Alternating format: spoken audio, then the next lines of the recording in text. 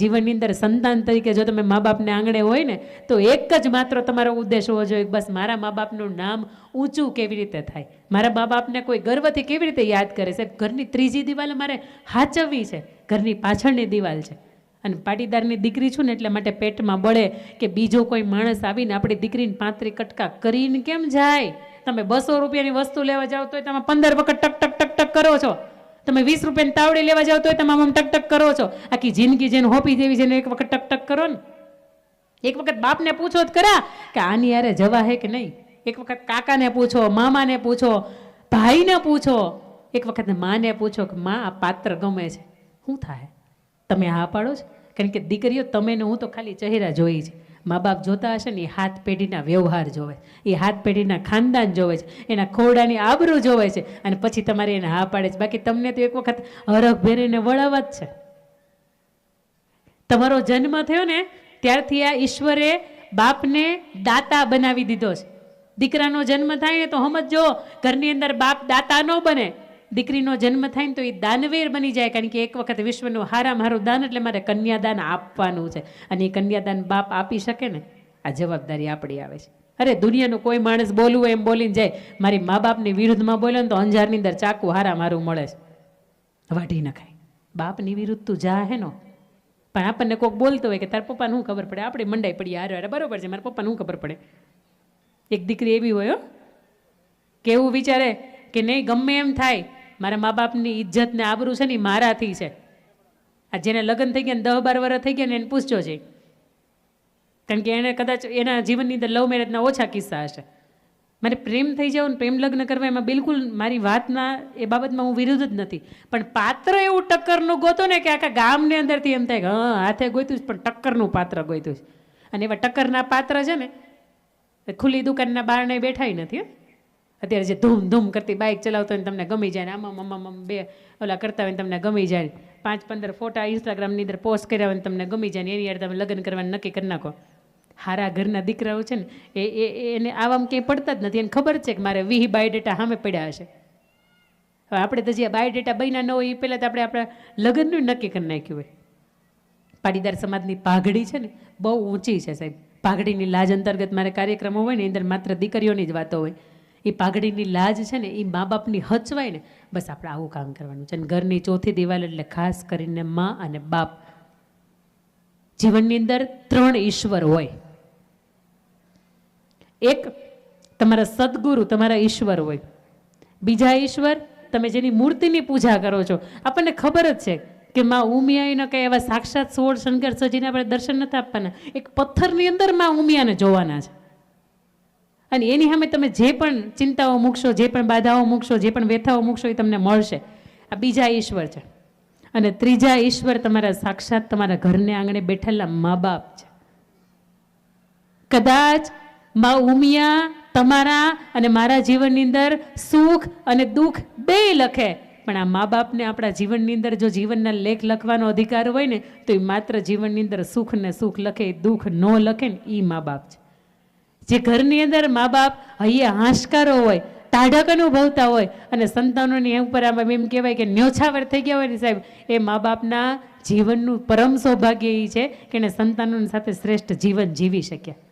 બાકી એક વખત માં કે બાપનું દેહાંત થઈ જાય, દિવાલ ઉપર ખીલી એનો ફોટો ટંગાઈ જાય, એની ઉપર સુખડનો હાર લાગી જાય અને પછી તમે એમ કહો કે બાપ તારી બહુ યાદ આવે છે, માં તમે બહુ યાદ આવો છો. સાહેબ એ કામનું નથી. એના શ્રાદ્ધ આવે ને તમે આખા ગામને લાડવા જમાડો એ કામનું નથી. પણ એ બા અત્યારે ધ્રુજતા ધ્રુજતા એમ કહેતા હોય કે બટા શીરો ખાવાનું બહુ મન થયું ને તે દિવસે સાહેબ તમે ડ્રાયફ્રૂટ નાખીને શીરો બનાવી દો ને તો એ બાને એમ થાય કે હા જિંદગીમાં બીજી વખત જો અવતાર મળે ને દીકરાની વહુ મળે ને તો તારા જેવી જ મળે. તો આપણે શું કહીએ ખબર, બાના કાન હોય ને એ કામ નથી કરતા, બાના ગોઠણ કામ નથી કરતા, બાના પગ કામ નથી કરતા, બાના હાથ કામ નથી કરતા, બાની આંખું કામ નથી કરતી, દાદાની આંખું કામ નથી કરતી, દાદાના હાથ કામ નથી કરતા, એની કમર કામ નથી કરતી, એની જીભ બહુ કામ કરે. ઈ બાએ એના હાહુ બાની હારે રહીને કાંઈ ખાધું? બા બોલો, તમારા હાહુની બીકમાં કાંઈ ખાધું? બા નહીં બોલે, એની બીક હોય તમારી. એના હાહુ બા હતા ને એને પૂછ્યા વગરનું કાંઈ ખવાતું નહીં, એટલે એને હાહુબાની સામે કાંઈ ખાધું નથી. હવે તમારા ઉપર રસોડાનું સામ્રાજ્ય હોય, તમારી સામે પણ કાંઈ ખવાતું નથી. નકર તે એમ કે મારા હાહુ છે ને કે શીરો બહુ ભાવે, લ્યો અઠવાડિયે હલાવી લેવીને ખાધા જ કરે. એટલે આપણે તારું શું જાય? શીરાના પૈસા તાર નથી દેવા, ખાંડના પૈસા તાર નથી દેવા, શુગરના એની અંદર જે પણ વસ્તુ નાખવાની એના પૈસા તાર નથી દેવાતી. બા ખાઈ છે ને ખાવા દે ને, આખી જિંદગી બિચારા બીકમાં ખાધું નથી. અને હાહુબાની યારે એક સુંદર મજાનો સાસુ વહુનો પ્રસંગ મારે તમને કેવો છે, પછી અહીંથી મારા કાર્યક્રમ અહીંથી પૂરો કરવો છે. 11 વાગ્યા આ મંચ ઉપર લગભગ 2 કલાક ને 20 મિનિટથી હું છું. મજા આવી તમારી સાથે, એટલે મજા આવી. એક સાસુ વહુનો મારે તમને પ્રસંગ કેવો છે. એક સાસુ વહુનો પ્રેમ કેવો હોય, ધડાધડી બોલાવે એવો. હાહુબા એક શબ્દ બોલે ને આપણે અમે વૈભવ સૂર્યવંશી કેમ ફટાક કરતો મારે બેટને. એક બોલમાં 6, બીજી બોલમાં 6, ત્રીજી બોલમાં 4, ઘડીકમાં 15. હાહુ વહુનો પ્રેમ આવો ન હોય.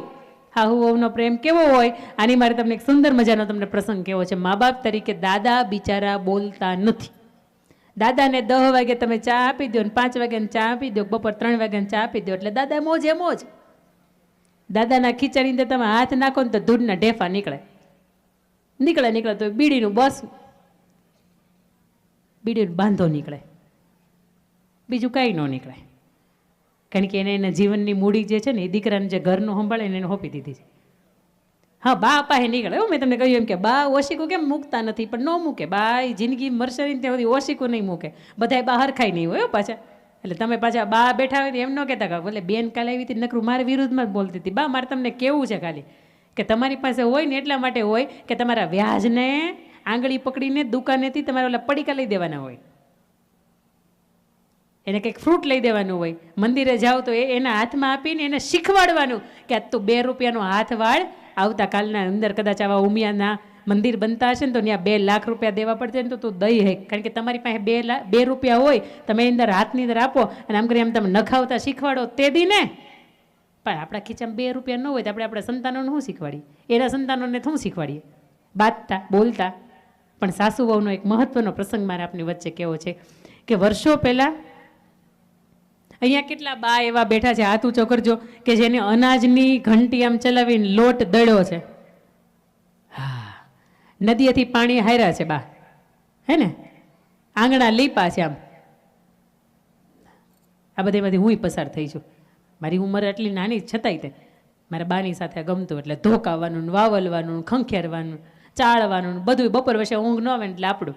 અને એમાં તે સુરતની અંદર, અમદાવાદની અંદર આપણા સંતાનો રહેતા હોય એટલે ઓલા મકાઈ ભવડીને ઢોકળાનું તો કે એ તો બાજ મોકલે ને ત્યારે બાની કિંમત ન થાય. વર્ષો પહેલાં એક દીકરાની વહુ બરાબર 16 વર્ષની ઉંમર હતી અને પરણીને સાસરે આવી. 16 વર્ષની ઉંમર એટલે અડધી કાંઈ ખબર પડે નહીં. હાડી પહેરવાની બિચારીને ખબર ન પડે.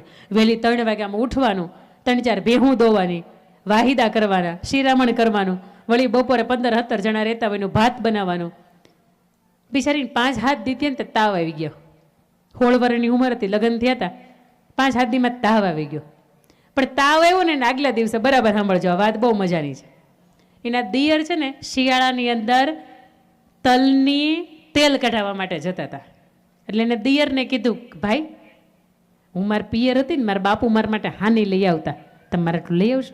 અરે ભાભી લઈ આવો જ ને, તમે મને ખાલી હુકમ કરો, તમારા આટલું હું હાની લેતો આવીશ. અત્યારની હાની કચરીઓ આવે ને એમાં ગોળ ભેગો થઈને આવે. એ સમયની અંદર તમે તલ પીલાવા જાઓ ને તો ખાલી ખાલો તલનો ભૂકો હોય ને એ જ આવે, એમાં ગોળ નાખેલો ન હોય. અને આ બાને ખબર છે ગોળ નાખવો હોય તો હાહુબાને બીક લાગતી, તો હાહુબાને પૂછ્યા વગરના ઘરનો ગોળનો ડબ્બો અડાય નહીં. અને આપણે ત્યાં ઢેફલા બા સામું જોતા રહ્યા હોય ને આપણે ઉલાડી જઈએ. એ બાને પૂછો છે, હું ખોટું બોલતી હોય બાને પૂછો. એના હાહુબાને પૂછ્યા વગરના ઘરની અંદર ગળું અડાય નહીં, ગોળ તો અડાય નહીં. એના દિયર હતા ને વાટકાની થોડીક એવી જબલાની અંદર આવ્યા, વાટકાની અંદર નાખી. અને આ બાઈ સવારમાં વહેલી 3:30 વાગે 3 વાગે જ્યારે દળવા બેહે ને ત્યારે થોડીક એવી ખાય. બિચારી હજી એક દી ખાધી, ગોળ નાખ્યો નહોતો, બરાબર ઢાંકીને પેલું ઘંટલાનું પડ હતું ને એની યારે મૂકી દીધી હતી. બરાબરનો 10 વાગે તાવ ભરાણો, હાંજ સુધી આમ હલી નો કે એટલો તાવ. એટલે હાહુબાઈ એવું કીધું કે તમે અઠવાડિયું આરામ કરો, તમને જેથી સારું થઈ જાય ને તે દિવસે તમે પાછા જોડાઈ જાજો, તમે થોડોક દે આરામ કરો, તો તમારે પિયર જવું હોય, ના ના ના બા હું અહીંયા જ છું. એટલે વાટકી હંતાડી દીધી હતી. 3 દી પછી બાને દળવાનો વારો આવ્યો. ઘર ઘર ઘંટી, અને ઘંટલીના પડ બારા કાઢ્યા તો ધ્રુક કરતો વાટકો બારો નીકળો. એટલે હાહુ બાને એમ થયું કે હા શું છે અહીંયા કોણે રાખ્યું. જોયું ને તો ઓલી હાની હતી, ચાખી મોળી લાગી ને એટલે આંખમાંથી ટપ ટપ ટપ ટપ કરતા આહુડા વયા ગયા કે આ મારી દીકરાની વહુને મારાથી આટલી બધી ડર લાગતો હશે, આટલી બધી બીક લાગતી હશે કે મને પૂછી ન હોય કે એની અંદર ગોળે ન નાખીએ કે મને પૂછ્યા વગરનો. હળવેક દી ઊભા થયા, ગોળ નાખ્યો, થોડુંક એવું ઘી નાખ્યું, થોડુંક એવું ટોપરું નાખ્યું અને બરાબરની ચોળીને વાટકો ભરીને હળવેકથી મૂકી દીધો કે મારા દીકરાની વહુને કાંઈ વાંધો નહીં, એ મને કીધા વગરની ખાય છે ને તો હું એને આવી હારી ખવડાવું. દીકરાની વહુ ઘરને આંગણે આવે ને એટલે સાસુબાને ન ગોતતી હોય, એની માને ગોતતી હોય. અને સાસુબાને મારી વિનંતી છે, દીકરાની વહુ ઘરને આંગણે આવે ને એટલે આપણે એવું વિચારતા હોય હવેથી આપણે શાંતિ, હવે એ કરશે એને જે કરવું હોય. આપણે અત્યાર સુધી બહુ કામ કરી કરીને તૂટી ગયા. દીકરી થઈને જ આવી છે. તમારો દીકરા જેમ સોફા ઉપર ઘડીક બેસી જાય કે હા થાકી ગયો, દીકરાની વહુ ક્યારેક બેસી જાય ને તેને અંદરથી જોયા કરજો કે અમારી દીકરી કેમ થાકીને બેસી જતી. એમ દીકરાની વહુ બેસી ગઈ ને થાકી, કંઈ મશીન નથી એ બા. દીકરાની વહુ ઘરને આંગણે આવે ને કંઈ મશીન નથી કે ઢૈવડા જ કરે. એને થાક લાગે છે, એને પ્રેમ જોઈ, એને હૂંફ જોઈ, એને લાગણી જોઈ, એને કોઈક પૂછવાવાળું જોઈ તું થાકી ગઈ, અડધો થાક ઉતરી જાય, તમારી પ્રત્યેને પ્રેમ ડબલ થઈ જાય. ભાખરીમાં ઓલાનું મોણ નાખતી હોય ને તેલનું, તો બીજે દિવસે ઘીનું ને દૂધથી લોટ બાંધે. એને એક વખત પૂછો કરે તું થાકી ગઈ કે નહીં. આ સાસુબા બહુ ડાયા હતા, તરત ઘીની અંદર બધું મિક્સ કર્યું અને પાછું હળવેકથી મૂકી દીધું. 3 દિવસ થયા ને એ પહેલાં રાતનો સમય કે બપોર પછીનો સમય આવે ને એટલે ઓલીને એમ થાય કે બા દળવા બેહે ને એ પહેલાં હું વાટકો લઈ આવું. એટલે હળવેકથી આમ ઊભી થઈને ખન ખન અવાજ આવે ને ઝાંઝરીનો, એટલે તરત એને હાહુબા એમ કે બટા કાંઈ જોતું હતું? ના ના બા કાંઈ નથી જોતું હતી ને બે જાય. પાછી 3 દી સુધી આવેલું. 4થા દીએ હાહુબાએ બધું કાર્યક્રમ મિક્સ કરી દીધો. અઠવાડિયે તાવ ઉતરી ગયો, હારો થઈ ગયો તાવ, કડવું કડિયાતું પાયું. હાહુબાએ બહુ સેવા કરી એ સમયની અંદર એ દીકરાની બહુની. જેમ ડિલિવરી આપણી આવી હોય અને હાહુબા કે જેઠાણીબા આપણી સેવા કરે ને એમ એ હાહુબાઈ સેવા કરીને પછી દીકરાની વહુ આમ ઊભી થઈ ગઈ. અઠવાડિયા પછી દળવાનો વારો આવ્યો. કરતું ઓલું પડ હતું ને એની હારે વાટકોય બારો આવ્યો. હા શી કે હાહુબાઈ જોયો નથી કે બારો આવ્યો ને એમાં ઘીની સરસ મજાની સુગંધ આવતી હતી, ગોળની સુગંધ આવતી હતી. એટલે એને ખોલ્યું, ચાખ્યું, ડ્રાયફ્રૂટ ને એવું તો સરસ મજાનું એનું ટોપરું ને એવું નાખીને દેખાતું હતું. ચાખ્યું ને એટલે તરત ખબર પડી કે મારા સાસુબાઈ કર્યું હશે. આંખમાં ત્યાં આહુડા ટપ ટપ નીકળી ગયા કે મારી માં કરતાંય મારા હાહુબા કેટલો મારો ખ્યાલ રાખે છે, કેટલો મને વાલ કરે છે, કેટલો પ્રેમ કરે છે. ભલે એ મને નથી કહી શકતા, હું એ નથી કહી શકતી કે તમે મને બહુ પ્રેમ કરો છો, તું મને બહુ ગમે છે, પણ મારી સંભાળ કેટલી રાખે છે. અને એ પછીથી દીકરાને વહુએ બીજા જ દિવસથી સાસુ, પહેલાં તો શરૂઆતની અંદર ઘર્ષણ થાય ને, આઘાત એવો પ્રત્યાઘાત, આ બધા સાયન્સના નિયમો છે. ઘર્ષણ થાય થોડું, હામાં પાણી હાલીએ, પણ જ્યાં સુધી એક વખત પ્રેમ ન થઈ જાય ને પાત્રની સાથે ત્યાં સુધી આ તકલીફ રહી પડે. એક વખત એની તમે વ્યથા પારખો ને, એક વખત એનાથી પ્રેમ થઈ જાય ને પછી આ બધી તકલીફો ભૂલાઈ જાય.